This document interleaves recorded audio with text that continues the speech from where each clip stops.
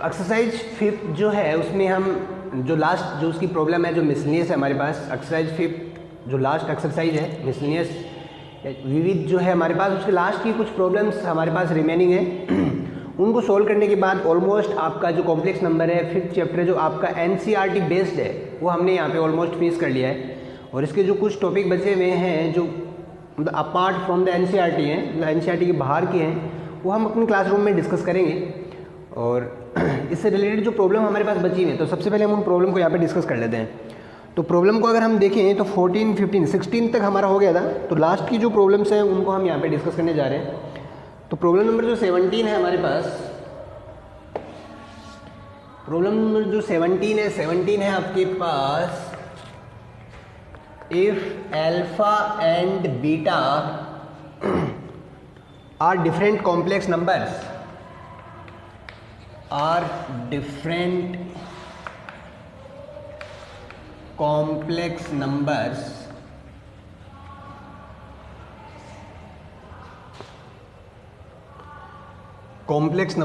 with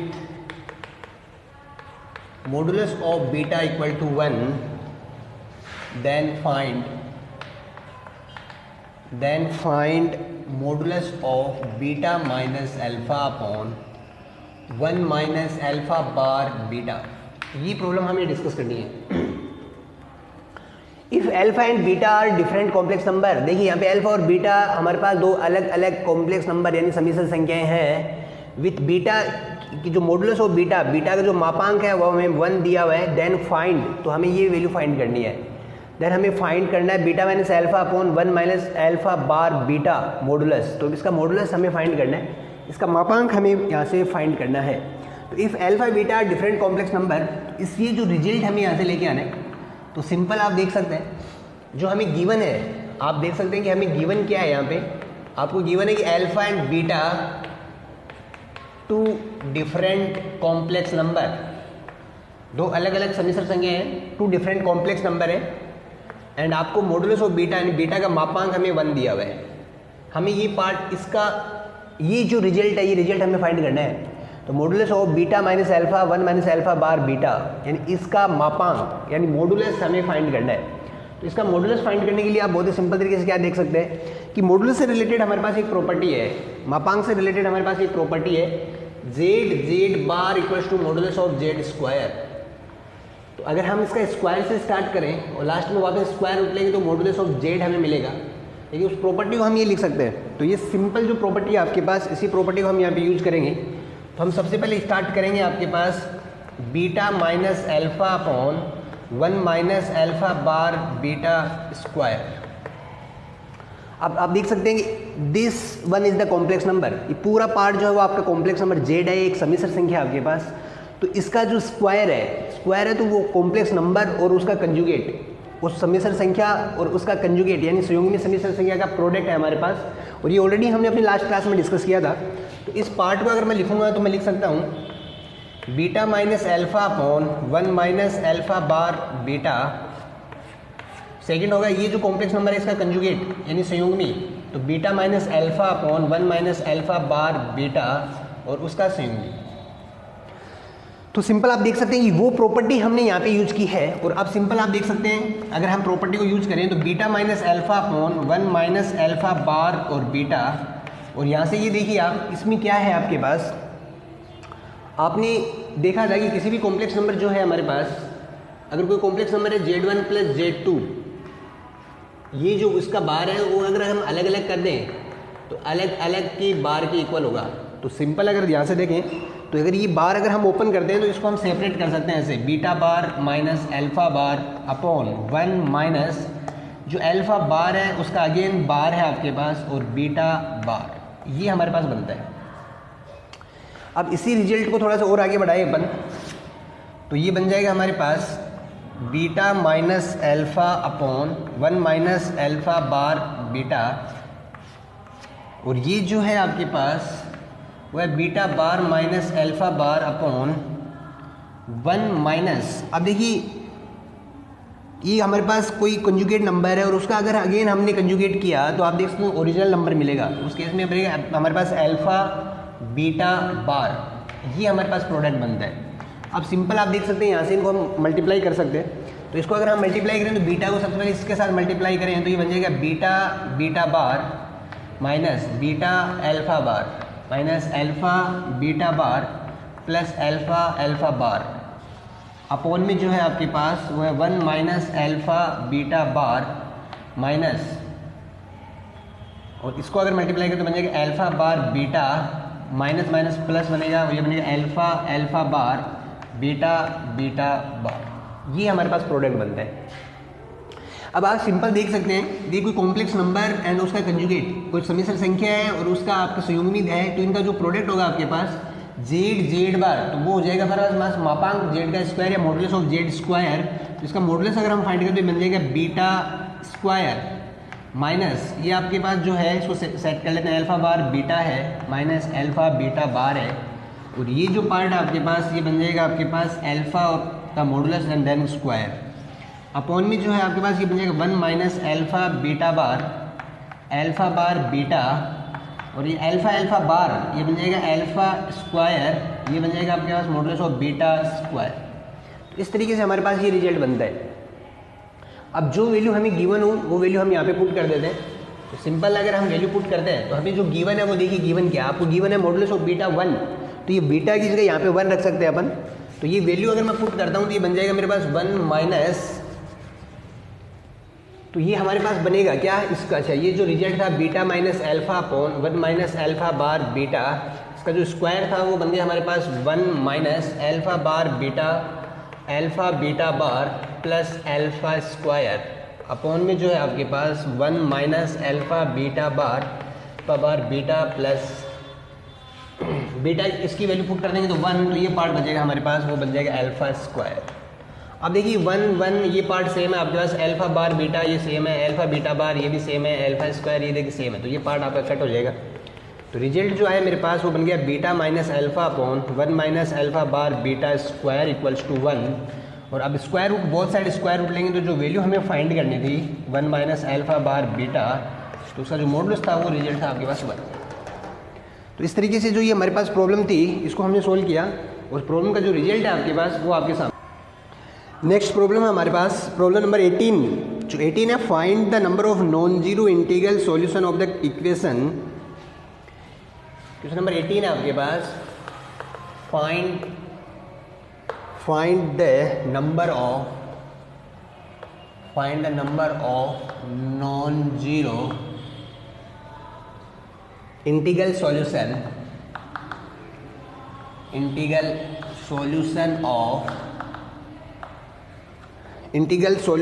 the equation 1 minus iota raise to power x equals to 2 raise to power x। तो ये हमारे पास एक equation है जो हमें गिवन है, हमें इस x की वैल्यू फाइंड करनी है आपको। तो find the number of non zero integral solution of the equation 1 minus iota raise to power x equals to 2 raise to power x।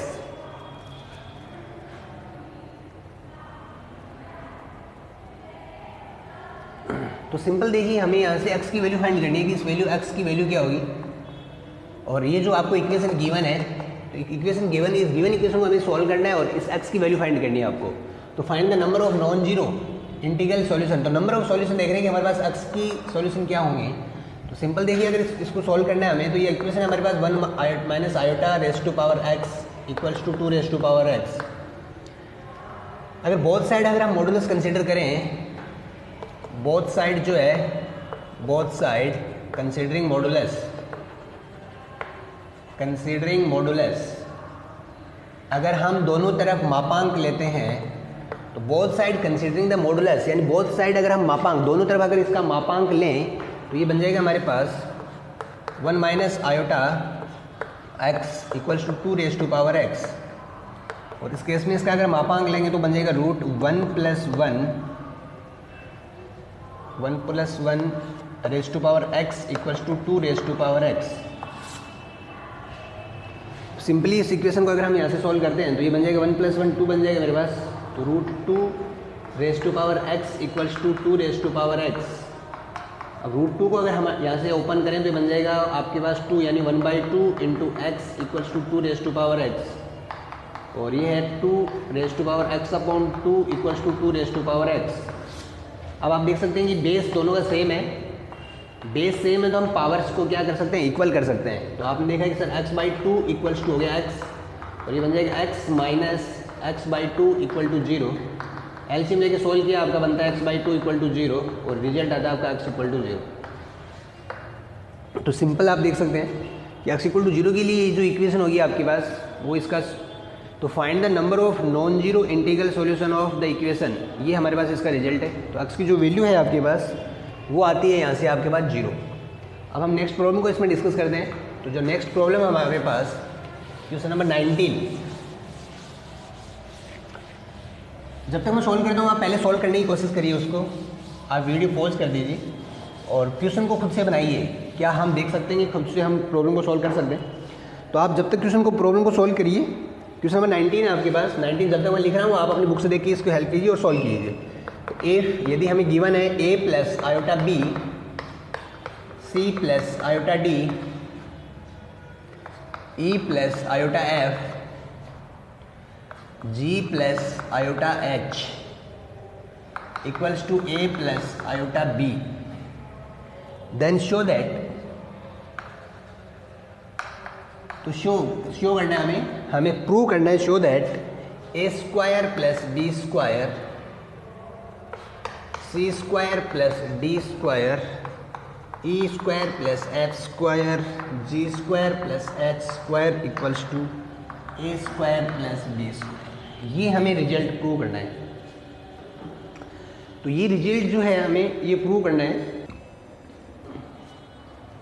Simple देख सकते हैं कि ये इक्वेशन अगर हमें गिवन हो और ये रिजल्ट हमें फाइंड करना है, तो अगर हम कोशिश देख सकते हैं कि a प्लस आयोटा बी से ये जो रिजल्ट निकल के आता है वो क्या रिजल्ट आप देख सकते हैं। तो ये a square plus B square ये उसका मॉडुलस है। आप किसी भी इस कॉम्प्लेक्स नंबर का ये मॉडुलस आप देख सकते हैं, मापांक है। तो ये अगर इक्वेशन फर्स्ट है तो सेम वही केस करेंगे, considering both side modulus CBM हम अप्लाई करेंगे इसमें। सीबीएम जो फॉर्मूला है हमारे पास, कंसिडरिंग बोथ साइड मॉडुलस, तो मॉडुलस हमें दोनों साइड मॉडुलस कंसिडर करना है, हमें दोनों साइड मॉडुलस कंसिडर करना है। तो दोनों तरफ मापांक लेने पर considering both side modulus consider करेंगे, तो उस केस में देखेंगे आप क्या बन जाएगा। ये बन जाएगा modulus A plus iota B C plus iota D E plus iota F G plus iota H और ए प्लस आयोटा बी। इसमें से आपने प्रॉपर्टी डिस्कस किया था आपने कि जो प्रॉपर्टी है हमारे पास, if the complex number in multiplication then इसका मॉडुलस अगर अपन लेते हैं तो उनका सेपरेट मॉडुलस के इक्वल होता है। तो इस तरीके से हम उनको सेपरेट कर सकते हैं। ये हमने मॉडुलस की प्रॉपर्टी में जो मापांक की जो हमने प्रॉपर्टी डिस्कस की थी उस प्रॉपर्टी में ये सब हमने कंसिडर किया था। ये बन जाएगा आपके पास a plus iota B C plus iota D E plus iota F और g प्लस आयोटा h, और ये हमारे पास इसका भी मॉडुलस है ये सेपरेट। तो ये जो बनेगा आपके पास, ये बन जाएगा आपके पास रूट ए square plus B square C square plus D square E square plus F square G square plus H square और ए स्क्वायर प्लस बी स्क्वायर, ये आपके पास रूट में है। अब सिंपल हमें लेना है कि बोथ साइड हमें स्क्वायर करना है, स्क्वायरिंग बोथ साइड। हमें अगेन फॉर्मूला यूज करना है SBS, स्क्वायरिंग बोथ साइड, ये लाइन लिखनी है हमें। तो first we considering the squaring both side, तो बोथ साइड हमें स्क्वायर करना है। बोथ साइड इसमें स्क्वायर करेंगे आप तो देख सकते हैं कि ये रूट जो हट जाएगा आपके पास बन जाएगा result A square plus B square C square plus D square E square plus F square G square plus H square equal to A square plus B square. तो ये हमारे पास प्रूफ है, हमारे पास जो इक्वेशन हमें गिवन थी उसका solution हमने इस तरीके से हमने फाइंड कर लिया। इसके बाद देखेंगे नेक्स्ट प्रॉब्लम। तो जो नेक्स्ट प्रॉब्लम है आपके पास, और नेक्स्ट प्रॉब्लम के साथ ही आपका चैप्टर फिनिश हो जाता है।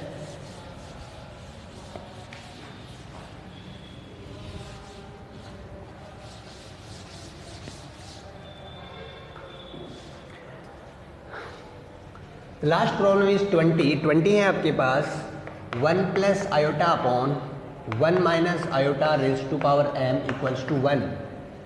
Then find the least integral value of m, then find least integral value of m। हमें m की मिनिमम m की किस वैल्यू के लिए ये इक्वेशन आपकी सेटिस्फाइड होगी, ये हमें यहाँ पे बताना है। Then find the least integral value of m की मिनिमम किस मान के लिए ये इक्वेशन सेटिस्फाइड है। तो इसको सोल्व करने के लिए आप बहुत ही सिंपल तरीके से देख सकते हैं कि सबसे पहले हमें इसको सिंप्लीफाई कर दें। तो इसको सिंप्लीफाई करने के लिए आपने 1 प्लस आयोटा और 1 माइनस आयोटा, इसको यहाँ से हटाने के लिए आपने इसके कंजुगेट से मल्टीप्लाई किया, जो सिंपल आपको पता है m इक्वल्स टू 1। अब सिंपल अगर सॉल्व करें तो आप देख सकते हैं कि ये बन जाएगा मेरे पास 1 plus iota raise to power 2 upon ये बन जाएगा 1 माइनस आयोटा स्क्वायर, और उसकी जो पावर है वो है m इक्वल्स टू 1। सिंपल जो रिजल्ट अगर अपन देखते हैं तो 1 प्लस आयोटा स्क्वायर जो आपके पास बनेगा वो बनेगा 1 plus iota square plus 2 iota upon में जो है आपके पास वो है 1 प्लस आयोटा स्क्वायर, तो 1 प्लस 1 ये बनेगा हमारे पास। और इसको ले कंसिडर करें तो रेज टू पावर m है आपके पास और इक्वल टू 1। तो आयोटा स्क्वायर जो है वो आपके पास -1 है, तो 1 माइनस 1 ये कट हो जाएगा हमारे पास 2 आयोटा, तो अपॉन में 2 आयोटा अपॉन 1 प्लस 1 2, तो ये रेज टू पावर m और इक्वल्स टू 1, 2 से 2 कट हो गया आपके पास। और जो इक्वेशन आपके पास बनती है वो बनती है iota raise to power m equals to 1। और ये सिंपल ये प्रॉपर्टी हमने अपने फर्स्ट ऑफ क्लास में हमने डिस्कस किया था कि iota raise to power m 1 किसके लिए होगा, कि मिनिमम आयोटा की जो पावर है, जो लिस्ट पावर है वो क्या होगी, जिसके लिए हमारे पास जो रिजल्ट होगा वो 1 होगा। तो आपने वहाँ पे हमने कंसिडर किया था कि आयोटा रेज टू पावर जो 4 है आपके पास वो मिनिमम वैल्यू है जहाँ पे आपके पास 1 होता है। तो m की जो वैल्यू होगी वो होगी आपके पास 4। तो m जो 4 जो लिस्ट वैल्यू है, मिनिमम वैल्यू है कि m की वैल्यू 4 के लिए ये जो उसका रिजल्ट हमें देगा वो एज ए रिजल्ट हमें 1 देने वाला है। तो इसी के साथ हमने एक चैप्टर फिनिश कर लिया यहाँ पे, और इसके बाद हम नेक्स्ट चैप्टर स्टार्ट करेंगे। तो जो नेक्स्ट चैप्टर होगा आपके पास वो कल सरप्राइज रहेगा। और ये सारा होमवर्क आप अपने होमवर्क फिनिश कीजिए, और फिर भी इस एक्सरसाइज में अगर कोई भी आपको प्रॉब्लम होती है तो वो पर्सन आप मुझे व्हाट्सअप कीजिए, उसका सॉल्यूशन आपको मिलेगा।